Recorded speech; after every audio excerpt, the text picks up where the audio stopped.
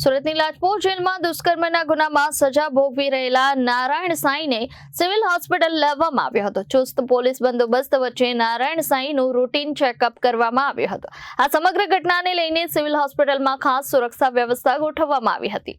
દુષ્કર્મના ગુનામાં બંધ નારાયણ સાંઈને સુરતની લાજપોર જેલમાંથી સિવિલ હોસ્પિટલ લાવવામાં આવ્યો હતો. માથે મફલર બાંધીને લવાયેલા નારાયણ સાંઈનું સિવિલ હોસ્પિટલમાં રૂટીન ચેકઅપ કરવામાં આવ્યું. ચુસ્ત પોલીસ બંદોબસ્ત વચ્ચે તેની તબીબી તપાસ હાથ ધરાઈ હતી. જોકે તપાસ દરમિયાન તેના હાથમાં હથકડી ન જોવા મળતા ચર્ચા પણ ઊભી થઈ હતી.